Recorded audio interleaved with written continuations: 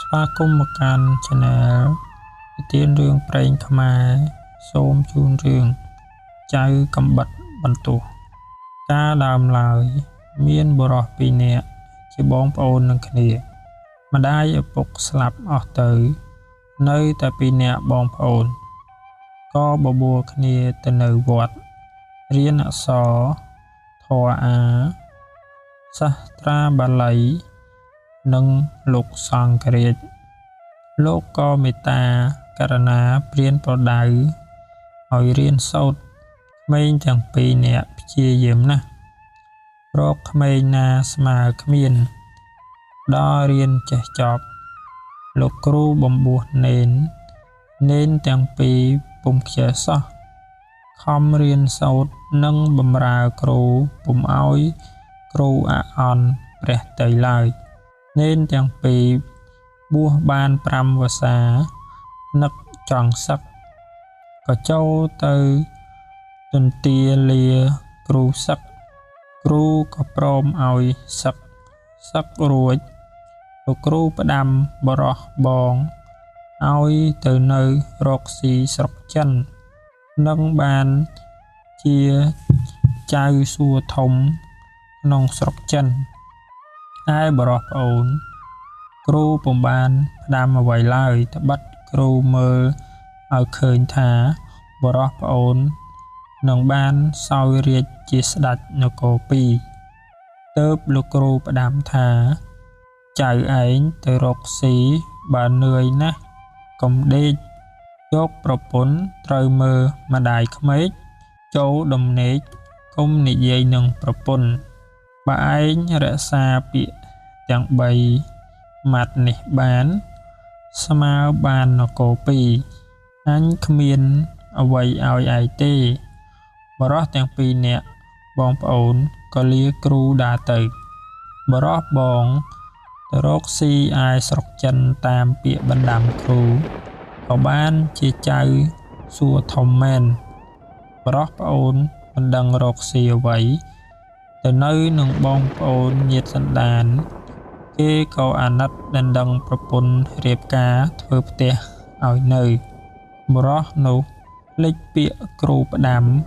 ក៏នៅរកស៊ីនឹងប្រពន្ធជួនមានស៊ីជួនអត់បានព្រឹកអត់ល្ងាចបានល្ងាចអត់ព្រឹកសម្ពុតស្លៀកក៏គ្មានតែខោកញ្ចាស់ពាក់កណ្ដាលផ្លូវមួយដាច់លិចមុខលិចក្រោយបរោះនោះតែងដើរទៅកំពង់ទឹកតែងមានគេមកពីស្រុកចិននឹងបានសួរដំណឹងពីបងខ្លួនថ្ងៃមួយមានសំពៅមួយមកពីស្រុកចិនបរោះនោះក៏ចុះទៅសួរគេថាអ្នកនាយសំពៅអើយអ្នកដែលបានប្រទះខ្មែរម្នាក់ដែរទេគាត់ទៅនៅរកស៊ីស្រុកចិន5ឆ្នាំហើយនាយសំពៅប្រាប់ថា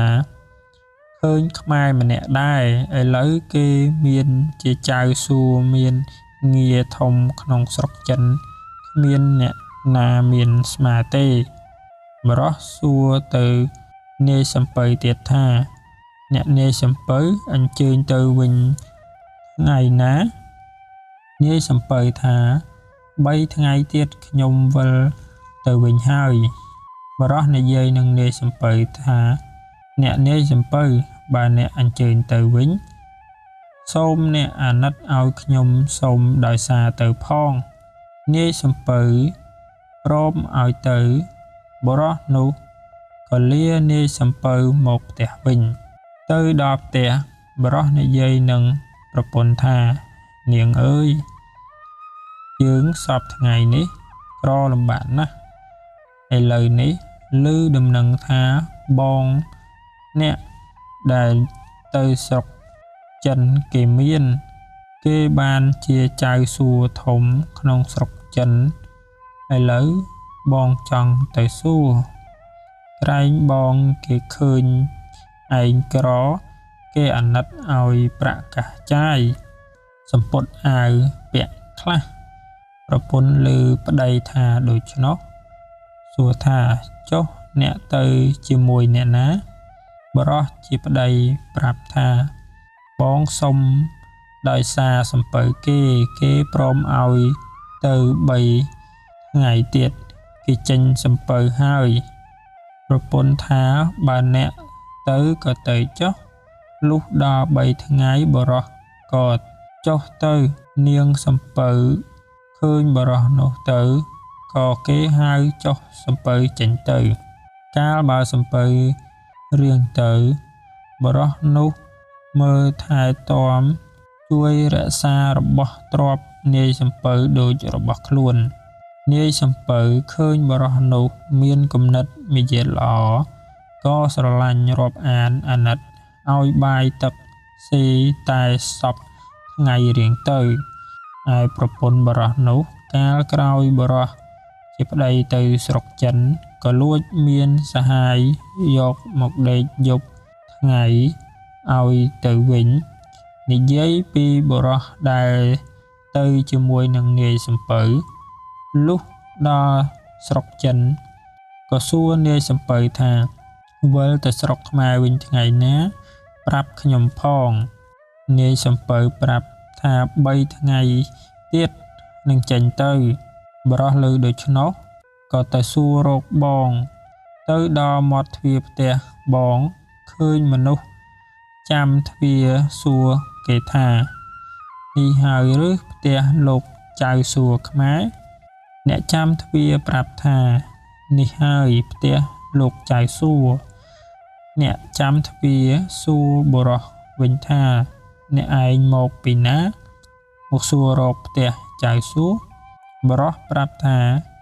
ខ្ញុំមកពីស្រុកខ្មែរលោកចៅសួរនេះជាបងខ្ញុំបង្កើតមនុស្សចាំទ្វារមើលទៅបរោះនោះរូបអាក្រក់ស្លៀកខោអាវពាក់កណ្ដាលផ្លូវសំពត់គ្មានដណ្ដប់លិចមុខលិចក្រោយមិនសមប្អូនចៅសួរខ្លួនសោះអ្នកចាំទ្វារមិនស្ងៀមទៅប្រាប់លោកចៅសួរមិននៅទៅគាល់ស្ដាច់ក៏ជំរាបប្រពន្ធថាអ្នកចៅវាយស្រីមាន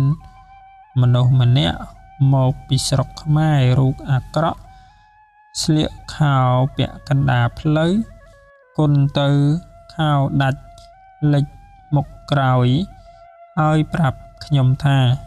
ត្រូវជាបងប្អូនចៅវាយប្រុសបង្កើតឥឡូវខ្ញុំបានឲ្យចាំនៅមាត់ទ្វារនាងជាប្រពន្ធចៅសួរនោះក៏នឹកខឹងថាមនុស្សកំសត់ទុរគតនេះមកពីណាក៏ហ៊ានមកបង្កាច់គេថាដីអញជាបងវាបង្កើតក៏ប្រើមនុស្សឲ្យទៅចាប់បរោះនោះដាក់ច្រវាក់ទុកនៅរោងសេះថាចាំប្តីមកនឹងឲ្យយកទៅសម្លាប់បរោះនោះលុះគេយកទៅដាក់ច្រវាក់ក៏នឹកថាអញអើយសង្វាតមកពីស្រុកខ្មែរដល់ស្រុកចិនព្រោះតែបងឥឡូវគេគុំគិតអាណិតឈាមដែលកើតមកពោះជាមួយគ្នាសោះពេលឆ្មាងមានគេហ៊ានចាប់ឯងមកដាក់ច្រវាក់នឹងសម្លាប់ផងអញអើយបើទៅស្រុកខ្មែរវិញរកស៊ីតាមខ្លួនក្រគ្មាននរណាហ៊ានធ្វើបានទេបរោះនោះពុំដឹងជាបងទៅគាល់ស្ដាច់លុះចៅសួរជាបងវិលមកផ្ទះវិញប្រពន្ធប្រាប់ថាមានបរោះកំសត់ម្នាក់មកពីស្រុកខ្មែរនិយាយថាលោកជាបងបង្កើតតែខ្លួននោះអាក្រក់ស្លៀកខោពាក់កណ្ដាលផ្លូវដាច់លិចមុខលិចក្រោយឥឡូវខ្ញុំឲ្យដាក់ច្រវាក់ទុកនៅរោងសេះចាំលោកបងអញ្ជើញមកឲ្យនាំទៅសម្លាប់ចៅសួរជាបងលើហើយថាទៅយកវាមកមើលក្រែងប្អូនបង្កើតមែន ហើយចៅសួក៏ដោះច្រវាក់បរោះនោះលុះបរោះនោះមកដល់ស្គាល់ជាប្អូនបង្កើតមែនក៏រៀបបាយឲ្យស៊ីមើលទៅប្អូនឃើញស្លៀកខោពាក់កណ្ដាលផ្លូវចៅសួក៏ឲ្យខោមួយស្លៀកហើយសួរប្អូនថាប្អូននៅឯនាយមិនដឹងរកស៊ីអ្វីទេក្រណាស់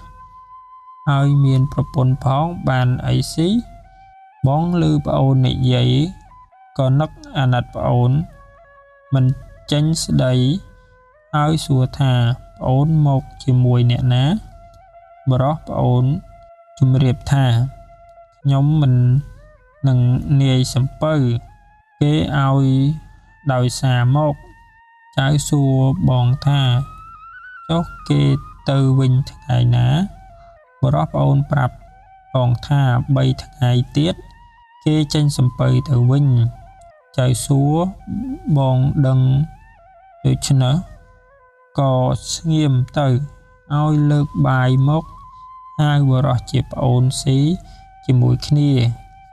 លុះស៊ីរួចប្រាប់ប្អូនថាប្អូននៅដេកផ្ទះនេះចុះបងទៅលេងផ្ទះចិនសែចៅសួរទៅផ្ទះចិនសែឃើញក៏រៀបកៅអីថ្នាំចិនហ្វាទឹកតែទទួលហើយចៅសួរនិយាយនឹងចិនសែថាអ្នកចិនសែខ្ញុំមករកមើលឲ្យប្អូនខ្ញុំបន្តិចវាចេះតែក្រីក្រអីចឹងទៅឬវានឹងក្រាន់បើនៅឡើយដែរចិនសែទាញសិភៅរកមើលសពទៅទាយថាប្អូនលោកមិនជាអ្នកក្ររហូតទេ7ឆ្នាំទៀតនឹងបានសោយរាជ្យជាស្ដេចនគរ2លោកនឹងបានជាធំក្នុងរាជការដោយសារប្អូនតែឥឡូវនេះលំបាកណាស់ដល់វិលទៅស្រុកវិញពាក់កណ្ដាលផ្លូវនឹងបានទ្រព្យតម្លៃនគរ2ជាសម្រាប់ខ្លួនតែថាឃ្លាតទៅវិញដល់កំណត់បានសោយរាជ្យនឹងបានទ្រព្យនោះមកជាសម្រាប់បុណ្យវិញទាំងអស់ចៅសួរបានដឹងដំណឹងប្អូនដូច្នោះក៏លាចិនសែទៅផ្ទះវិញដល់3ថ្ងៃនាយសំពៅគេផ្ទុកសំពៅរៀបនឹងចេញទៅថ្ងៃនោះចៅសួរជាបងយកផនិតមកហែកមួយត្បូងហុចទៅឲ្យបរោះជាប្អូនក៏ទទួលយកផាដិមមួយត្បូងលាមកចុះទៅដើរបណ្ដាគិតបណ្ដានឹកទៅចិត្តស្ទើរមិនចង់កាន់ផាដិមនោះសោះចេះតែនឹកទៅចិត្តថាបងប្អូននឹងគ្នាតាំងពីឪពុកម្ដាយស្លាប់ចោលទៅនៅកំព្រាតែបងប្អូន2នាក់កាលវេលាក្រចេះស្រឡាញ់រាប់អានគ្នាដល់ពេលវេលាមានទាត់គ្នាចោលឆ្មើងមានស្ទើរមិនរាប់គ្នាមាសប្រាក់ដាក់ឃ្លាំងកកោកមិនហ៊ានយកឲ្យគ្នាមួយថ្លឹងយក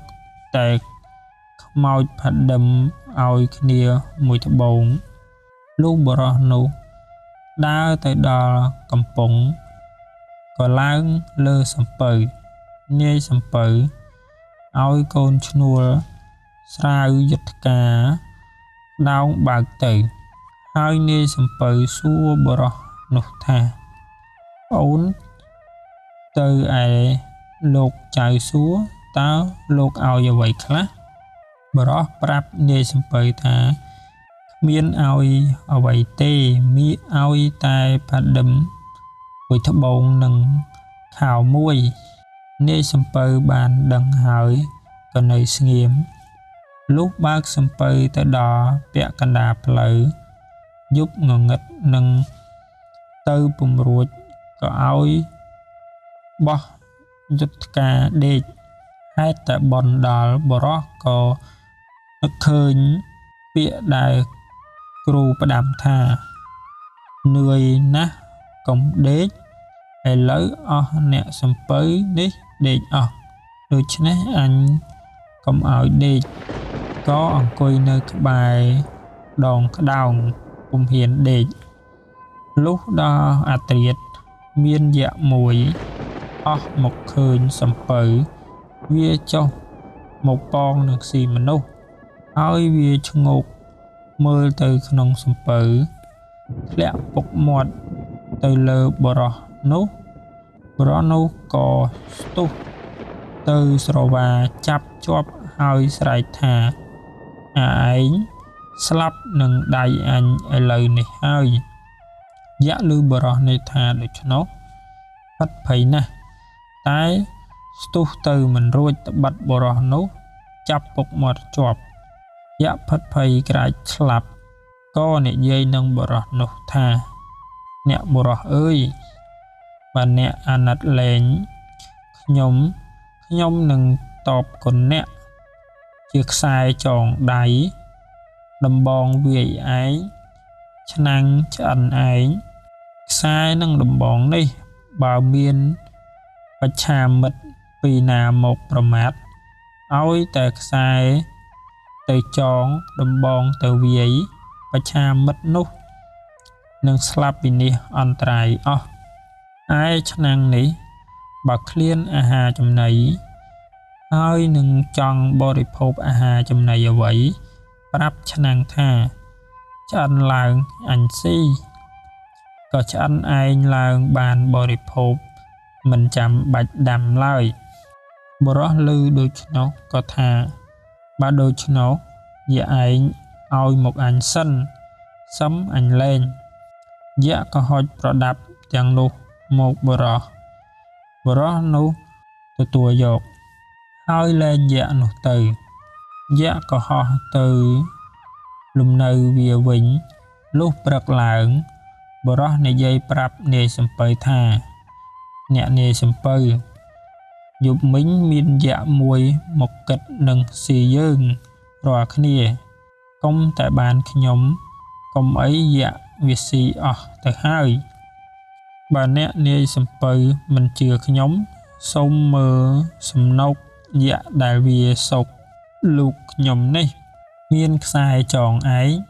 ដំបងវាយឯងឆ្នាំងឆ្អិនឯងផងនាយសំពៅឮដូច្នោះសួរថានៅឯណាប្អូនយកមកឲ្យបងមើលផងបរោះនោះហេតុតែជាមនុស្សត្រង់ក៏យករបស់ទាំងនោះមកបង្ហាញនាយសំពៅនាយសំពៅឃើញបរោះទាំងនោះនឹកថារបស់ទាំងនេះមានតម្លៃឥតស្ដេចនិមឺនណាមានឡើយបរោះនេះមានសំណាងខ្ពស់អីម្ល៉េះបានទ្រព្យយ៉ាងនេះនាយសំពៅនឹកទៀតថាបរោះនេះល្ងង់ឆោតណាស់អញគិតបញ្ឆោតថា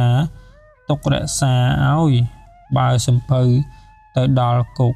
ត្រង់ណាអញនឹងបញ្ឆោត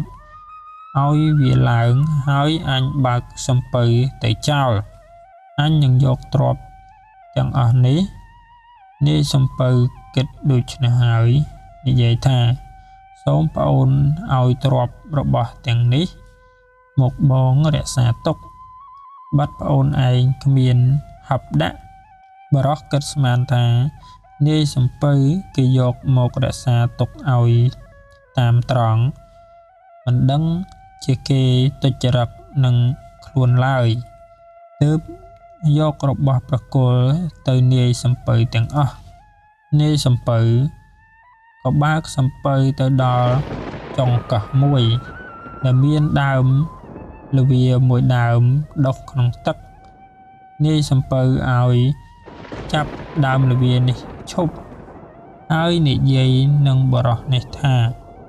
បងចង់ប្រើប្អូនឲ្យឡើងបេះផ្ ផ្លែល្វាស៊ីបរោះឮនាយសំពៅប្រើក៏ឡើងដើមល្វាបេះផ្លែមិនដឹងជាគេនឹងចេញសំពៅទៅចោលសោះហើយនាយសំពៅចង្អុលថាប្អូនឡើងទៅមែកលើប្អូនបោះចង្កោមធំនោះឲ្យបងបរោះក៏ឡើងទៅលើមែកឈើនាយសំពៅឲ្យកូនឈ្នួលច្រានសំពៅបើកចោលបរោះនោះទៅបរោះស្រែកហៅគេឲ្យមកយកគេក៏ពុំមកបរោះគិតថាអញអើយគេមិនឆោតឲ្យឡើងដើមល្វាគេចេញសំពៅទៅចោលគេគិតយករបស់ឯងខ្លួនឯងគេចោលឲ្យស្លាប់ម្នាក់ឯងកណ្ដាលសមុទ្របើនឹងស្លាប់នឹងរស់ឲ្យតែឆ្នាំងឆ្អិនឯងនៅទៅរាគ្រាន់នឹងឲ្យចំអិនបាយចំណីស៊ីទម្រាំមានសំពៅគេមកនឹងសុំដោយសារគេទៅឥឡូវបាយក៏អត់សម្ពត់ដណ្ដប់ក៏គ្មានសំនឹងស្លាប់ពុំលែងបុរសនោះនឹកអាណិតអាត្មាក៏យំសោកលុះយប់មានជ្រូកមួយតែងមកស៊ីផ្លែល្វាទុំជ្រូកនោះមានកែវពុំដើរលើទឹកបានលុះអាត្រាតស្ងាត់ជ្រូកនោះពំកែវដើរលើទឹកមកនឹងរើសផ្លែល្វាស៊ីបរោះឃើញជ្រូកដាក់កែវនៅលើគល់ល្វាក៏បេះផ្លែល្វាចោលទៅឆ្ងាយឲ្យជ្រូកតាមទៅស៊ីខ្លួននឹងឆក់យកកែវជ្រូកនោះហេតុតែកុសលនោះត្រូវមានបុណ្យជ្រូកនោះក៏ទៅស៊ីឆ្ងាយពីកែវបរោះក៏ស្រោតចុះមកឆក់កែវជ្រូកបានរត់ចេញទៅខំដើរទៅទាំងយប់លុះព្រឹកក៏បានទៅទាន់សំពៅក៏ស្រែកហៅថាអើយអាអ្នកនាយសំពៅចាំខ្ញុំផងនាយសំពៅឮមាត់បែរមើលទៅឃើញស្គាល់ថាបុរសក៏ឲ្យមូក្តោងឈប់ចាំបុរសទៅដល់ឡើងទៅលើសំពៅនិយាយថាអ្នកបងនាយសំពៅមិនគួរគិតអាក្រក់មកចោលខ្ញុំឲ្យស្លាប់កណ្ដាលសមុទ្រសោះកុំតែកុសលខ្ញុំមានកុំអីស្លាប់បងអាសាតែម្នាក់ឯងនាយសំពៅឆ្លើយដោះសារថាប្អូនអើយបងស្មានថាប្អូនចុះមកខាងក្បាលសំពៅហើយបងមិនមានគិតចង់ចោលប្អូនទេហើយនាយសំពៅថាប្អូនបានអីក៏ដើរលើទឹកបានបរោះថាខ្ញុំមានកែវជ្រូកបានជាខ្ញុំដើរលើទឹកបាននាយសំពៅហេតុតែមានចិត្តកតញ្ញូក៏ថាប្អូនឲ្យបងទុកឲ្យបរោះគិតឃើញថានាយសំពៅនេះវាគិតបញ្ឆោតអញទៀតហើយក៏និយាយថាសូមអ្នកនាយសំពៅយករបស់ទាំងនោះមកឲ្យខ្ញុំសិនខ្ញុំប្រមូលឲ្យមូលសឹមជូនទៅអ្នកវិញប័ណ្ណរបស់នេះមានប្រយោជន៍អីដល់ខ្ញុំគង់តែខ្ញុំជូនអ្នកទាំងអស់ទេនាយសំពៅឮដូច្នេះនឹកថាបរោះនេះវាជាមនុស្សល្ងង់គង់តែបានមកដៃអញវិញទាំងអស់ទេក៏យកខ្សែចងដំបងវាយឯងឆ្នាំងឆ្អិនឯងនិងផាឌឹមមួយត្បូងព្រមទាំងខោមកឲ្យបរោះទទួលរៀបវិចរួចសពគ្រប់ក៏សំពះលាយនាយសំពៅចុះដើរលើទឹកទៅនាយសំពៅនឹកសោកស្ដាយមិនចេញស្ដីមួយម៉ាត់បរោះខំដើរដោយអំណាចកែវផ្លូវដើរ7យប់ បរោះដើរតែមួយថ្ងៃតបប្រលប់ដល់ផ្ទះលុះបរោះទៅដល់ផ្ទះក៏ស្រែកហៅប្រពន្ធថានាងអើយនាងបើកទ្វារឲ្យបងទៅផងបងមកដល់ហើយឯប្រពន្ធជាស្រីអាក្រក់ក្បត់ចិត្តប្តីកំពុងតែដេកអោបសហាយលើមាត់ប្តីហៅធ្វើជាថាអ្នកណាហៅអីប្តីអញមិននៅទេកុំមកហៅអញបរោះឮប្រពន្ធថាដូច្នោះនឹកថាប្រពន្ធចិត្តត្រង់នឹងខ្លួនក៏ឆ្លើយថាបងមកហៅនាងប្រពន្ធថាយីអ្នកទេឬខ្ញុំគិតថាមនុស្សផ្ដេសផ្ដាស់វាហៅខ្ញុំហើយមេនោះថាអ្នកចាំខ្ញុំអត់ចន្លោះសិនតែវាបណ្ដោះសហាយវាសោះបរោះក៏ជីកដីក្រោមជណ្ដើរកប់កែវនឹងខ្សែចងដំបងវាយឯងឆ្នាំងឆ្អិនឯងរួចលុបដីទៅមេនោះបណ្ដោះសហាយវារួចវាអត់ចន្លោះមកទទួលប្តីឡើងទៅលើផ្ទះរៀបបាយទឹកឲ្យប្តីស៊ីរួចវានាំប្តីចូលដេកពេលដេកវានិយាយថាអ្នកទៅស្រុកចិនបានអីមកផ្ញើខ្ញុំខ្លះបរោះជាប្តីប្រាប់ប្រពន្ធថាបងគ្មានបានអីទេបងគេឲ្យខោមួយផ្ដិមមួយត្បូងមេនោះធ្វើជាស្រែកយំថាមិនមែនទេអ្នកកុហកខ្ញុំមិនដែលអ្នកណាទៅដល់បងហើយគេមានក៏នឹងឲ្យផ្ដិមមួយត្បូងខោមួយដូចនេះទេបរោះនឹកពាក្យគ្រូផ្ដាំថាចូលដប់នេកកុំនិយាយនឹងប្រពន្ធបរោះនោះក៏ថានៅហើយនាងចាំព្រឹកសឹមបងប្រាប់ឯសហាយមេនោះវាលបស្ដាប់ក្រោមផ្ទះមេនោះសួរប្តីទៀតបរោះស្មានថាប្រពន្ធចិត្តត្រង់នឹងខ្លួនអាណិតប្រពន្ធនឹងចង់ប្រាប់តែក្រែងខុសនឹងបណ្ដាំគ្រូក៏រារែកក្នុងចិត្តដល់មេនោះចេះតែទទូចសួរបរោះក៏ភ្លេចដោយយល់ឃើញថាយប់នេះស្ងាត់នឹងដោយមិនដឹងជាសហាយប្រពន្ធនោះនៅក្រោមផ្ទះក៏ប្រាប់ប្រពន្ធថាបងកប់កែវជ្រូកមួយខ្សែចងឯងមួយដំបងវាយឯងមួយឆ្នាំងឆ្អិនឯងមួយនៅក្រោមជណ្ដើរមុខផ្ទះសហាយឮក៏មកគាស់យកអស់បរោះនិងប្រពន្ធក៏ដេកលក់ទៅលុះព្រឹកឡើងបរោះនោះទៅរករបស់បាត់អស់ឃើញតែស្នាមបរោះនោះមិនចេញស្ដីដោយដឹងច្បាស់ថាប្រពន្ធមានសហាយក៏ធ្វើឈ្នាងដាក់ជណ្ដើរយកខ្សែចងអូសទៅប្តឹងចៅក្រមទទួលជំរះវាយជណ្ដើរពិចារណាសួរថាជណ្ដើរឯងទទួលបញ្ញើបរោះនេះម្ដេចឯងឲ្យមនុស្សលួចរបស់គេអស់ចៅក្រមហេតុតែជាអ្នកអត់ប្រាជ្ញាមិនយល់ការរាក់ជ្រៅអាចកំបាំងក៏បបួលគ្នាសើចនឹងបរោះ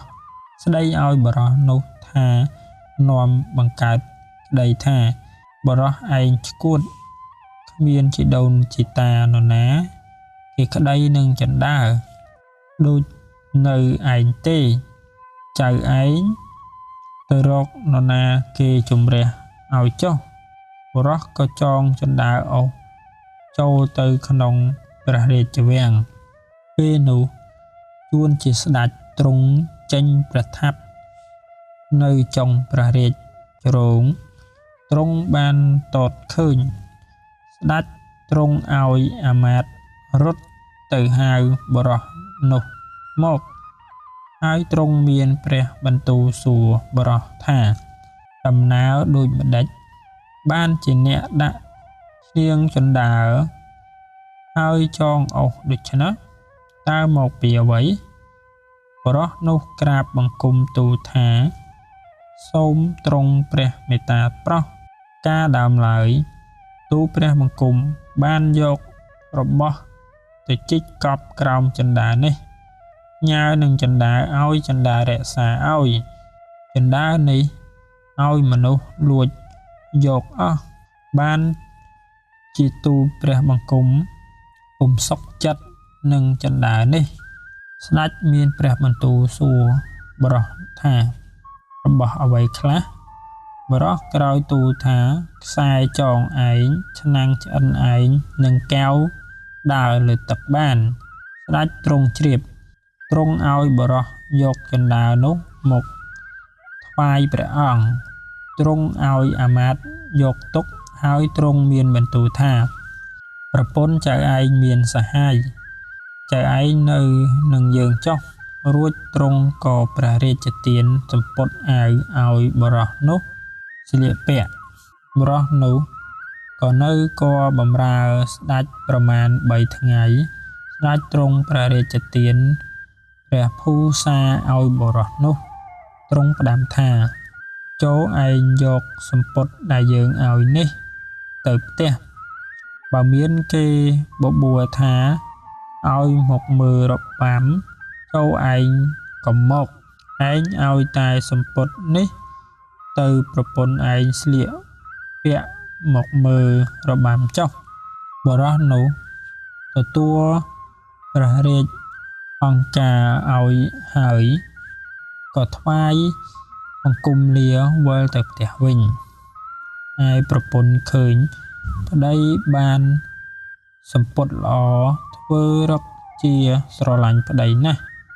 លុះព្រឹកឡើងស្ដេចឲ្យប៉ាវកងថាអោអស់អាណាប្រជានុរាស្ត្រទាំងអស់មើលរបាំត្បិតស្ដេចចាត់ចែងរបាំឲ្យអស់រាស្ត្រមើលអស់អ្នកស្រុកក៏បបួលគ្នាទៅមើលល្ខោនត្រហឹងអើងកងមេប្រពន្ធវាបបួលបរោះនោះថាអ្នកទៅមើលរបាំនឹងគេឬទេបរោះថានាងឯងយកសម្ពត់នេះស្លៀកទៅមើលរាំនឹងគេចុះបងមិនទៅទេមេនោះឮប្តីឲ្យសម្ពត់ល្អទៅស្លៀកមើលរបាំក៏នឹកអចង់យកទៅឲ្យសហាយវាស្លៀកបាត់ប្តីមិនទៅមើលទេមេនោះបានសម្ពត់ក៏រលះរលាំងចុះដើរទៅស្កាត់រកសហាយឃើញហើយក៏ឲ្យសម្ពត់នោះទៅសហាយស្លៀករួចបណ្ដាគ្នាទៅក្នុងព្រះរាជវាំងចូលទៅមើលល្ខោនឈរទន្ទឹមគ្នាស្ដេចទ្រង់ឲ្យទាហានក្រុមវាំងដើរល្បាតមើលបើឃើញនរណាស្លៀកសម្ពត់ដែលទ្រង់ព្រះរាជទានឲ្យទៅបរោះនោះទ្រង់ឲ្យហៅមកទាំងប្រុសទាំងស្រីអស់ពួកទាហានក្រុមវាំងក៏ហៅអានោះមេនោះមកថ្វាយស្ដេចតតឃើញមិនមែនបរោះទើបទ្រង់ឲ្យទៅហៅបរោះនោះមកទ្រង់សួរថាអាណាប្រពន្ធចៅឯងបរោះក្រាបទូលថានាងនេះហើយជាប្រពន្ធទូលព្រះបង្គំជាខ្ញុំស្ដេចទ្រង់មានព្រះបន្ទូលថាចុះប្រោសនេះហៅឯងស្គាល់ទេបរោះក្រាបទូលថាមិនស្គាល់ទេស្ដេចទ្រង់ឲ្យយកសម្ពត់បញ្ចាស់មកឲ្យសហាយនោះផ្លាស់សម្ពត់ថ្មីចេញហើយទ្រង់សួរថាសម្ពត់នេះចៅឯងបានមកពីណាអាសហាយផាត់ភ័យក៏ក្រាបទូលថានាងនេះឲ្យទូលព្រះបង្គំជាខ្ញុំស្លៀកស្ដេចត្រាស់សួរថាឯងលួចប្រពន្ធបរោះនេះមែនទេអាសហាយក្រាបទូលថា ទូព្រះបង្គំជាខ្ញុំលួចមែនទ្រង់សួរថាឯងលួចរបស់ដាវបរោះនេះគេកប់ក្រោមជណ្ដើរមែនឬទេអានោះក្រាបទូលថាមែនស្ដេចទ្រង់ឲ្យជណ្ដើរអានោះទៅយករបស់ទាំងនោះមកទ្រង់សួរបរោះនោះថារបស់នេះជារបស់ចៅឯងហើយឬបរោះក្រាបទូលថានឹងហើយសូមទ្រង់អភ័យទោសវាឲ្យវាយកគ្នាជាប្តីប្រពន្ធចុះស្ដេចនឹងនាម៉ឺនកោតចិត្តបរោះនោះក៏ទ្រង់លើកលែងទោសតាមពាក្យសុំបរោះនោះលើករបស់ទាំងអស់ថ្វាយស្ដេចដោយក្រាបទូលថាខ្សែនិងដំបងតាមពាក្យសុំនេះបើមាននរណាមកជាបច្ឆាមិត្តសូមទ្រង់ប្រើខ្សែឲ្យចងដំបងឲ្យវាយបច្ឆាមិត្តនោះស្លាប់វិនាសអស់បានហើយឆ្នាំងនេះបើទ្រង់សពព្រះរាជហឫទ័យនឹងព្រះស្ងោយអ្វីគ្រាន់តែទ្រង់ប្រាប់ថាឆ្នាំងឆ្អិនឡើងព្រះស្ងោយនោះក៏ឆ្អិនដូចព្រះរាជហឫទ័យកែវជ្រូកនេះទៀតបើសពព្រះរាជហឫទ័យយាងលើទឹកក៏ទ្រង់យាងបានស្ដេចនឹកក្នុងព្រះទ័យថាទ្រព្យទាំងនេះជាទ្រព្យមានតម្លៃនឹងរកទ្រព្យអ្វីឲ្យស្មើនឹងតម្លៃរបស់បរោះនោះគ្មានទុកជាខ្លួនអញក្តីមហាសីក្តីបុត្រីក្តីទាំងទ្រព្យពេញនគរក្តីក៏ពុំស្មើនឹងរបស់បរោះនោះឡើយហើយទ្រង់មានព្រះបន្ទូលទៅនឹងបរោះថាអញគ្មានអ្វីនឹងតបថ្លៃទ្រព្យចៅទេមានតែបុត្រីនិងរាជទ្រព្យអញលើកឲ្យជាតម្លៃទ្រព្យចៅបរោះក្រាបទូលថាសូមទ្រង់ព្រះមេត្តាប្រោសទូលព្រះបង្គំជាខ្ញុំជាមនុស្សកំសត់ពុំប្រាថ្នារាជសម្បត្តិនិងព្រះរាជបុត្រីល្អធូលីព្រះបាទទេបើទ្រង់ព្រះមេត្តាប្រោសសូមព្រះរាជទានតែកំបិតបន្ទោះមួយចុះស្ដេចទ្រង់ជ្រាបដូច្នោះទ្រង់មានព្រះបន្ទូលឲ្យជាងយកដែក10ហាប់ទៅសឹបធ្វើកំបិតបន្ទះមួយកំបិតបន្ទោះនោះយកក្តារដាក់ត្រួត7ជាន់គ្រាន់តែអូសកាត់ក៏ដាច់មិនដឹងខ្លួនទ្រង់ឲ្យធ្វើស្រោមដាក់ហើយទ្រង់ព្រះរាជទានទៅបរោះនោះដោយហេតុស្ដេចព្រះរាជទានព្រះរាជបុត្រីនិងព្រះរាជទ្រព្យបរោះនោះមិនយកតែយកតែកំបិតបន្ទោះដងមួយបានជាអ្នកស្រុកគេសន្មតហៅថាចៅកំបិតបន្ទោះដងមួយតាមហេតុនោះចៅកំបិតបន្ទោះនោះដើរទៅដល់នគរមួយទៀតក៏ទៅសុំសំណាក់នៅផ្ទះមហាសេដ្ឋីមួយសេដ្ឋីនោះមានកូនស្រីមួយគ្មានអ្នកប្រោសកាលបើឃើញចៅកំបិតបន្ទោះដងមួយមកសុំស្នាក់ដូច្នេះក៏មានចិត្តអាណិតស្រឡាញ់ឲ្យនៅធ្វើជាកូនចៅកំបិតបន្ទោះដងមួយតាំងពីបានមហាសេដ្ឋីធ្វើឪពុកថ្ងៃណាក៏ថែរក្សាទ្រព្យសម្បត្តិដាស់តឿនឲ្យកំដរឲ្យធ្វើការរកស៊ី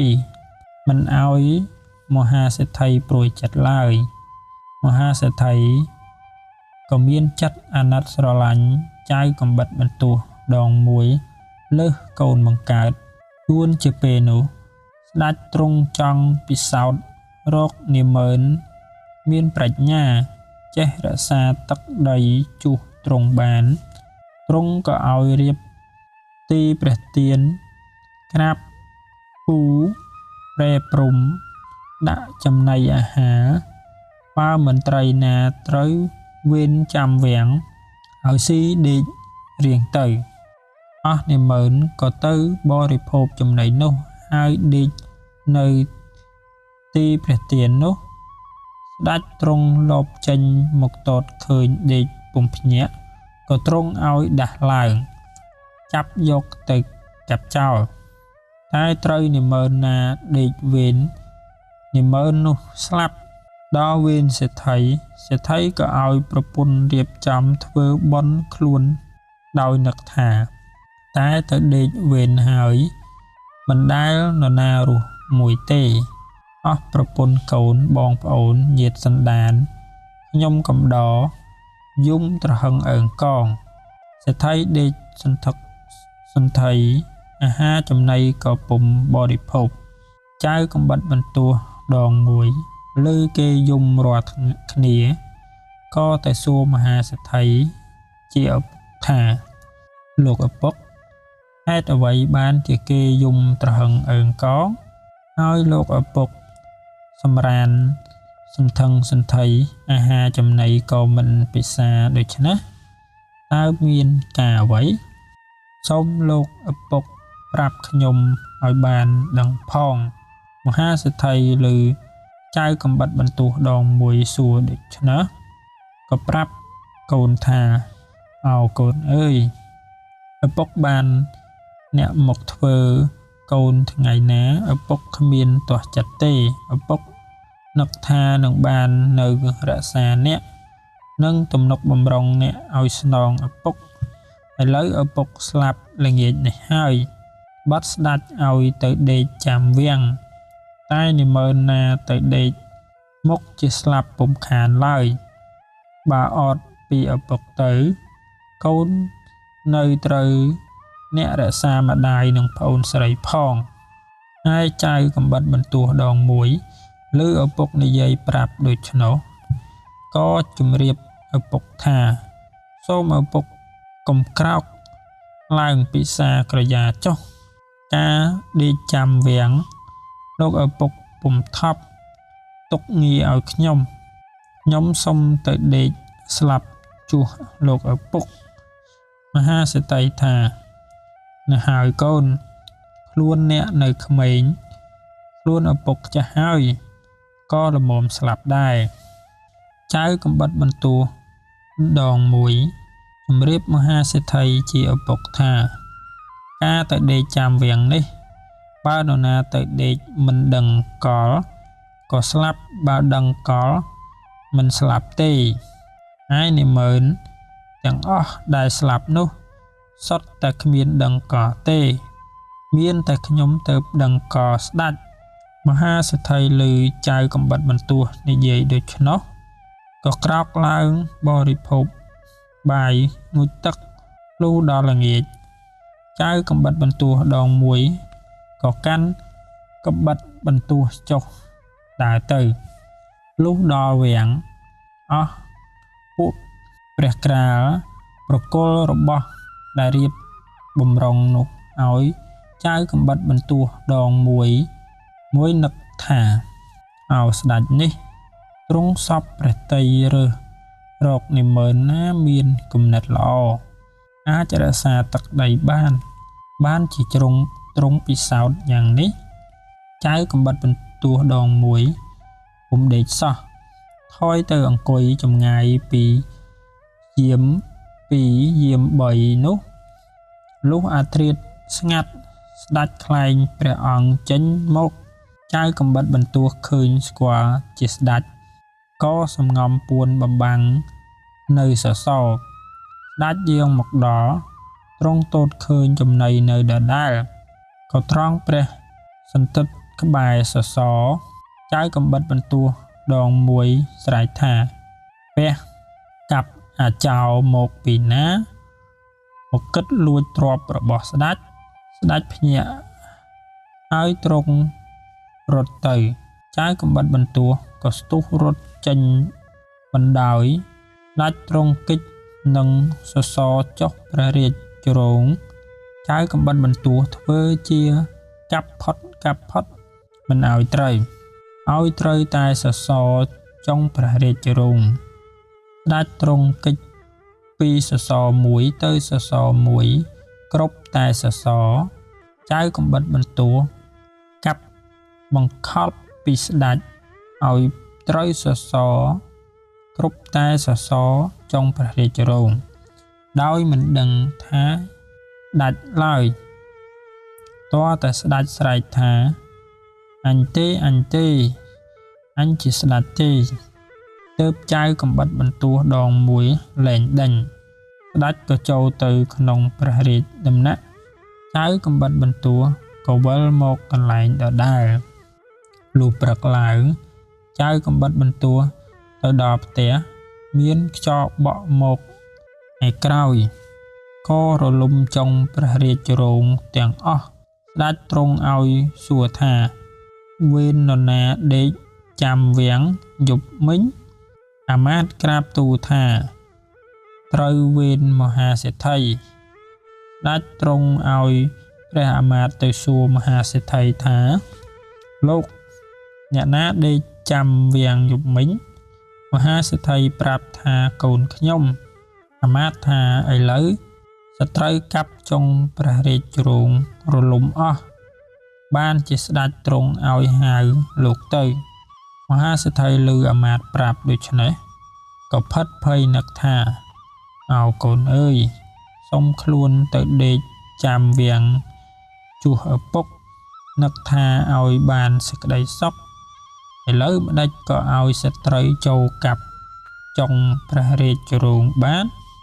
មហាសេដ្ឋីក៏បារម្ភខ្លួនក្រែងស្លាប់លុះដើរទៅដល់ទីចុងព្រះរាជរោង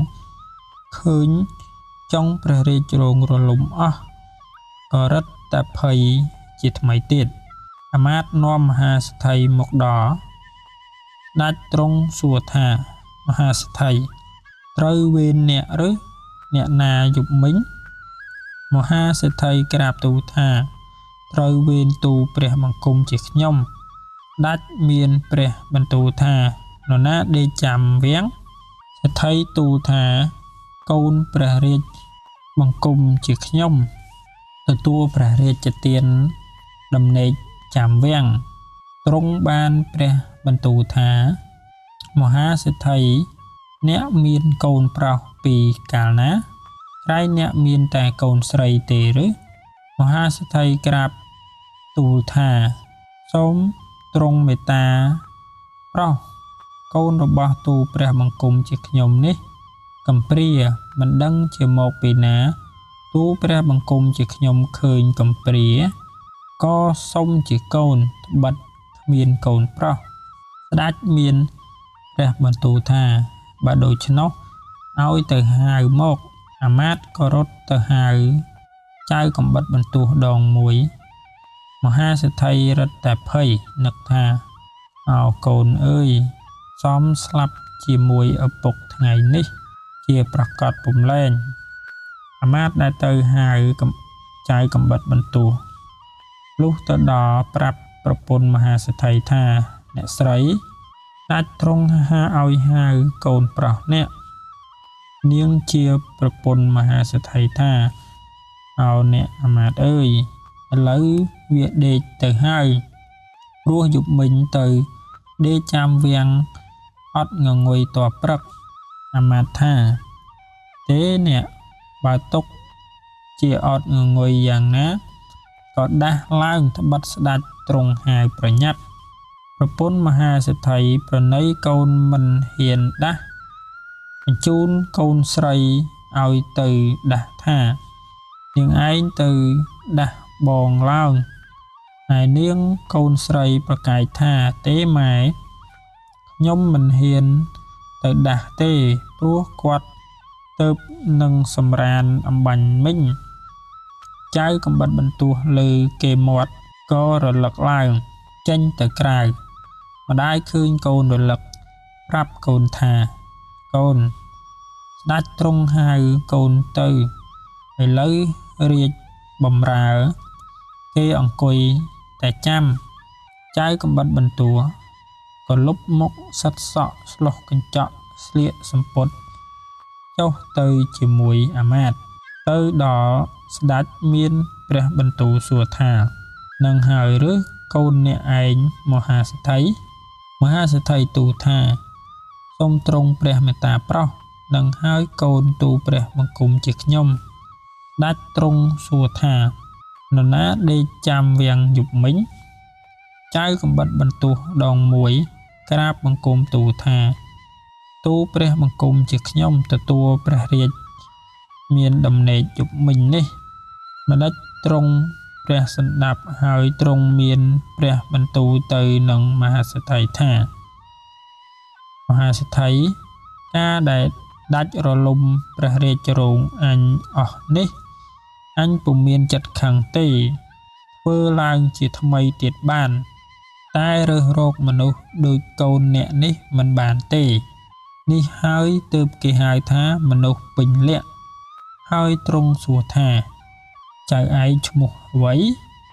ចៅកំបិតបន្ទោះដងមួយក្រាបទូលថា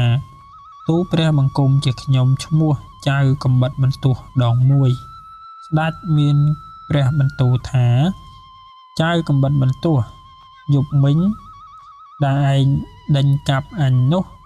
តើកាប់នឹងអ្វីចៅកំបិតបន្ទោះដងមួយក្រាបទូលថាទូលព្រះបង្គំកាប់នឹងកំបិតបន្ទោះដងមួយទ្រង់មានព្រះបន្ទូលថា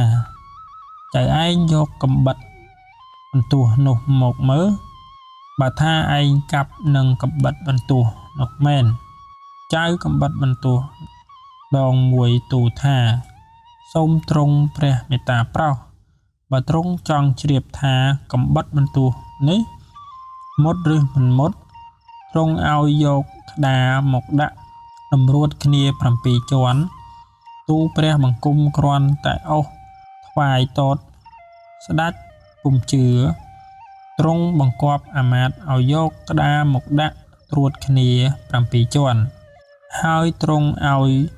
ចៅកំបិតបន្ទោះដងមួយយកកំបិតបន្ទោះទៅអុសដើម្បីទ្រង់តតចៅកំបិតបន្ទោះដងមួយក៏យកកំបិតបន្ទោះទៅអុសកាត់តតឹងរួចដាច់ទ្រង់សួរថាដាច់ហើយឬនៅ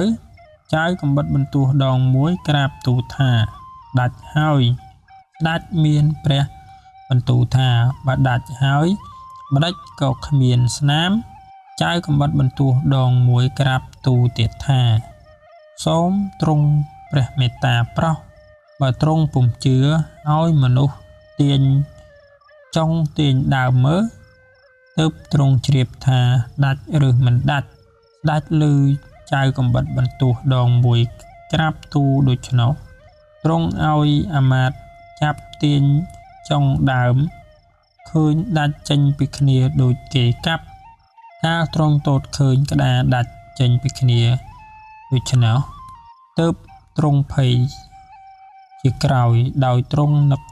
ក្នុងព្រះហឫទ័យថាយប់មិញ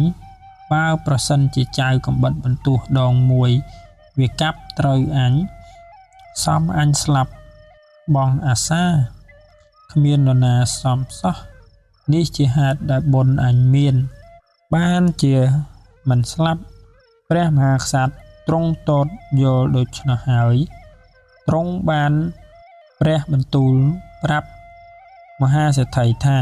កូនអ្នកនេះទៅពេញជាមនុស្សចេះរក្សាទឹកដីមែនអាចធ្វើជាមន្ត្រីរក្សាស្ដេចបានមន្ត្រីអញទាំងអស់ដែលស្លាប់ទៅនោះគ្មាននរណាមួយចេះដឹងខុសត្រូវរក្សាទឹកដីរក្សាស្ដេចបានទេទីកន្លែងអញវាហ៊ានដេកចំណីអញវាហ៊ានស៊ីបើចំណីនឹងដំណេកអញវាហ៊ានធ្វើយ៉ាងនេះទៅហើយបើប្រសិនអញមិននៅមើលទៅចិត្តនាម៉ឺនតែអញសម្លាប់នេះប្រហែលជាវាហ៊ានឡើងដេកនឹងប្រពន្ធកូនអញមិនលែងឡើយហើយទ្រង់បង្គាប់សេដ្ឋីថាមហាសេដ្ឋីកូនស្រីរបស់អ្នកត្រូវអ្នករៀបសំគុំឲ្យជាប្រពន្ធចៅកំបិតបន្ទោះដងមួយទៅឯមហាសេដ្ឋីនឹងចៅកំបិតដងបន្ទោះដងមួយ ក៏ថ្វាយព្រះបង្គំស្ដេចវិលត្រឡប់មកផ្ទះវិញមហាសេដ្ឋីឲ្យរៀបធ្វើរោងការស្លាដើម្បីរៀបការកូនស្រីផ្សំផ្គុំនឹងចៅកំបិតបន្ទោះដងមួយនោះហើយមហាសេដ្ឋីអញ្ជើញអស់អ្នកមុខអ្នកការអុកញ៉ាពញាព្រះជំទាវខុនណាងញាតិសាច់ចិត្តខាងមកពិសាការដល់បានស័កពេលលាល្អក៏រៀបពិធីមង្គលចងដៃឲ្យពរជ័យសិរីសួស្តីផ្សំចៅកំបិតបន្ទោះដងមួយនិងកូនស្រីជាប្តីប្រពន្ធស្រេចបរិបូរណ៍ជាសុខសប្បាយទៅហើយចៅកំបិតបន្ទោះលុះមានប្រពន្ធកាលណាពុំមានជិលច្រអូសឡើយតែងតែគួរស្ដាច់តែងសពថ្ងៃរៀងទៅលុះព្រះរាជាកាន់តែចាស់ជរាទ្រង់នឹកក្នុងព្រះចិន្តាថាអញចាស់ជរាហើយនឹងរកបុត្រាគ្មានតែបុត្រីអំណើពីអញទៅនគរអញនឹងសូន្យព្រោះគ្មានកូនណានឹងសោយរាជស្នងអញនេះបានឥឡូវឃើញតែចៅកំបិតបន្ទោះនេះវាមានចំណេះប្រាជ្ញាកិរិយាមាយាទល្អណាស់ដូច្នេះគួរអញផ្សំគុំបុត្រីអញឲ្យទៅវាឲ្យវាសោយរាជស្នងអញរក្សាអស់អាណាប្រជានរាជចុះស្ដេចទ្រង់ព្រះតម្រេះក្នុងព្រះចិន្តាតែប៉ុណ្ណោះក៏ទ្រង់ព្រះបញ្ជាឲ្យសង់រោងមង្គលអាពាហ៍ពិពាហ៍ទ្រង់ឲ្យហៅគុណគូរកពេលលាល្អហើយទ្រង់ឲ្យព្រះមហាសេដ្ឋីចៅកំបិតបន្ទោះដងមួយទៅថ្វាយព្រះអង្គទ្រង់អភិសេកឲ្យសោយរាជសម្បត្តិជាស្ដេចរក្សាអស់អាណាប្រជានរាជជាសុខសប្បាយតទៅអានាងជាកូនស្រីមហាសេដ្ឋីក៏ទ្រង់ឲ្យយកមកនៅជាមួយគ្នាស្ដេចកំបិតបន្ទោះទ្រង់ឲ្យមហាសេដ្ឋីធ្វើជាអគ្គមហាសេនាសម្រាប់ធ្វើរាជការរក្សាព្រះនគរស្នងព្រះអង្គក្រោយ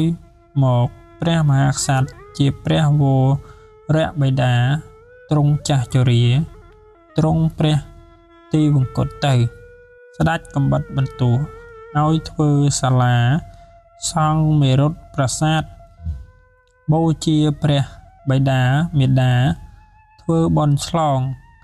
ហើយធ្វើព្រះចេតិយបញ្ចុះព្រះធាតុទាំងពីរព្រះអង្គស្ដេចកំបិតបន្ទោះក៏គង់នៅជាសុខអត់ទុក្ខសោករោគាបៀតបៀនឡើយហើយទ្រង់នឹងចង់ទៅថ្វាយព្រះបង្គំស្ដេចដែលទ្រង់ឲ្យធ្វើកំបិតបន្ទោះព្រះរាជទានមកកាលដែលជាបុរសនៅឡើយរួចទ្រង់ឲ្យមន្ត្រីរៀបកេតពលស្មើជើងរៀបព្រះទីនាំងចេនព្រះទីនាំងអសាពារួចហើយទ្រង់ផ្ដាំអគ្គមហាសេនាឲ្យថែរក្សាព្រះរាជវាំងមើលព្រះអគ្គសេនាអគ្គមហេសីទាំងពីរឲ្យស្ដេចយាងឡើងព្រះទីនាំងបរចេញទៅ3ខែទើបដល់លុះស្ដេចយាងដល់ហើយក៏ទ្រង់ឲ្យអាមាត្យចូលទៅទូលថា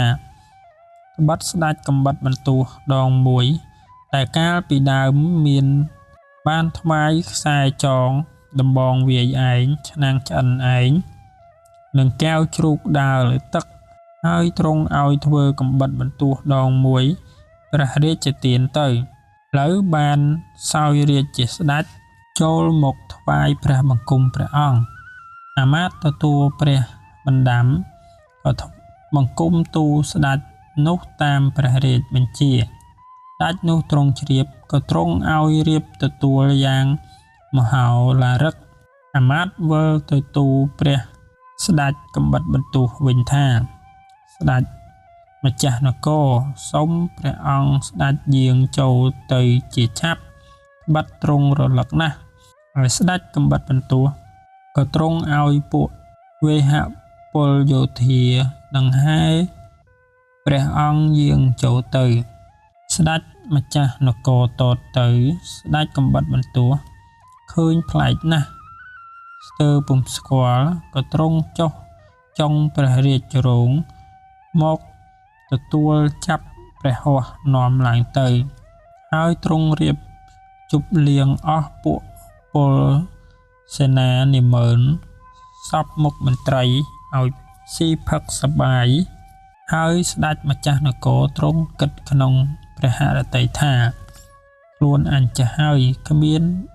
បត្រានឹងសោយរាជស្នងឥឡូវចៅកំបិតបន្ទោះនេះមានបុណ្យណាស់បានសោយរាជជាស្ដេចអញមានបុត្រីមួយនេះមិនដឹងឲ្យទៅអ្នកណាទ្រង់ព្រះតម្រិះដូច្នេះហើយទ្រង់ក៏ឲ្យរៀបមង្គលអាពាហ៍ពិពាហ៍ផ្សំផ្គុំព្រះរាជបុត្រីនិងស្ដេចកំបិតបន្ទោះនោះអភិសេកឲ្យសោយរាជជាស្ដេចទៅឯខ្សែចងដំបងវាយឆ្នាំងឆ្អិនឯងកែវជ្រូកស្ដេចជាព្រះបិតាលើកព្រះរាជទានឲ្យព្រះរាជបុត្រទាំងអស់ស្ដេចកំបិតបន្ទោះលុះបានសោយរាជនគរពីរហើយនឹកដល់បងនៅស្រុកចិនទ្រង់ក៏ប្រើឲ្យទៅយកពីស្រុកចិនមកឲ្យធ្វើអគ្គសេនាស្ដីទីការរាជការជាធំក្នុងនគរឲ្យស្ដេចកំបិតបន្ទោះថ្វាយបង្គំលាព្រះមេដាបិតាដាំបងឲ្យមើលការរាជការរក្សាវាំងហើយស្ដេចយាងវិលទៅនគរដើមវិញតែងយាងទៅយាងមកតតការខុសត្រូវថែរក្សាអស់អាណាប្រជានារាជាសុខសប្បាយរៀងទៅ